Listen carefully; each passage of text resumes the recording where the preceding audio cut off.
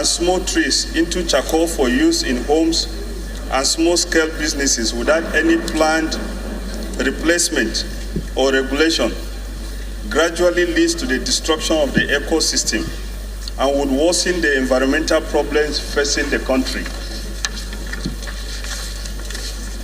Concerned that efforts to control and regulate the practice of uncontrolled harvesting of trees have been done by corruption of serious and debilitating proportions.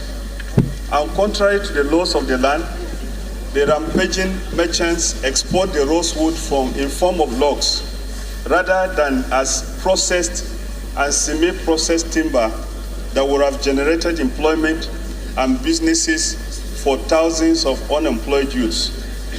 Equally aware that contrary to extant regulations that require the planting of 3 trees in place of one that is cut down, no effort is being made to plant new trees.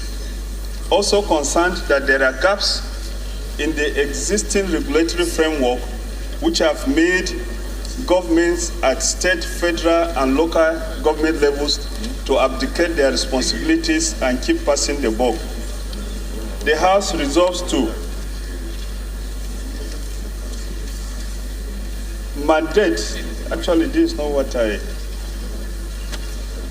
mandate an ad hoc committee to determine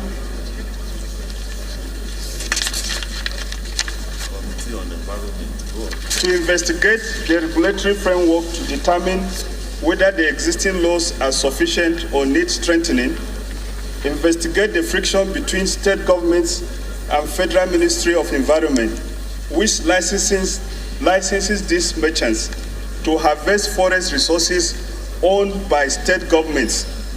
Further investigate the non-compliance of these merchants and companies with the rule of pre-processing wood before export, and examine and determine the discrepancies between Chinese records of imports and Nigerian record of export of wood. I so move, Honorable Speaker. I rise to second the motion moved by my able friend regarding the deforestation. Thank you very much. I second. It's an unavoidable disaster, one that we can check and control. We are unfortunately doing almost nothing about the disaster that is ongoing. Our forest resources are being depleted with reckless abandon, as if there is no tomorrow.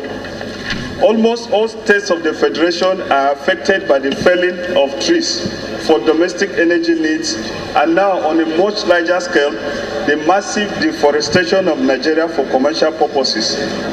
Even protected resources such as Pandam and Gashaka Gumti game reserves are not safe.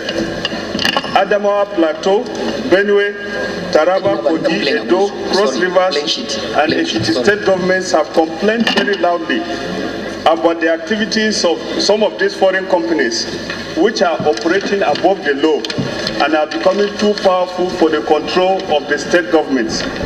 In Taraba State, for instance, each day no fewer than 50 trailer loads of this unprocessed wood is taken out of the state. And the state government tried to regulate what these companies were doing, but the federal ministry told them that they had no right to control it, that it was the preserve of the federal government. Whereas the forest resources were created and are being maintained by state governments. Today in Nigeria, the Food and Agricultural Organization of the United Nations estimates that Nigeria has lost about 2.38% of its forest resources annually. By 2010, a total of 8 million hectares, that is 47% of our forest resources have been lost. When viewed against the background that the desert is encroaching into Nigeria at the rate of 350,000 hectares annually, there is no doubt that we need to stand up and take action. This harvesting of trees that is done even in areas that are forest reserves is destroying our ecosystem and creating problems.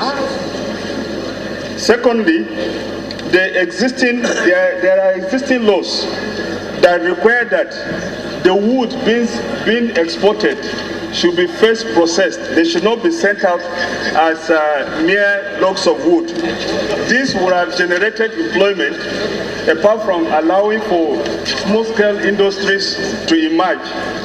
However, today, these wood are taken out in their raw form, denying us of setting up wood industries and denying us the opportunity that employment could be generated.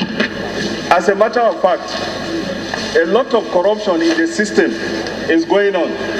In 2014, for instance, the records of the Chinese customs showed that it imported 350 million worth of logs from Nigeria. Our custom records, on the other hand, showed that only about 20 million of wood had been taken from Nigeria to China. So what accounts for the remaining $330 million worth of wood that the Chinese said they got from Nigeria? This is happening because the regulatory framework is not very clear. Things have happened in such a way that different sectors are doing different things to create confusion in the industry. And Nigeria is losing a lot of money. Records in the customs of Nigeria are not the same with the records of the customs of the Chinese custom authorities. The people, if you do that in China, you will be executed. Here in Nigeria, people do them with careless abandon. And so there is need to take a holistic approach at this matter. Apart from the economic issues, the corruption issues, and the environmental issues, the young people that have been underpaid, who are taking this, who are engaged in cutting these logs of wood, are involved in taking drugs to make them do the work, carrying these heavy logs of wood into the trucks that come into these areas. There is therefore need for legislative action to investigate the whole legislative framework, to investigate the corruption that is going on in the area, and to also look at the fact that these companies are encouraging the use of drugs, hard drugs, by young people in all the areas that they are operating. And of course, the state governments are almost unable to control them.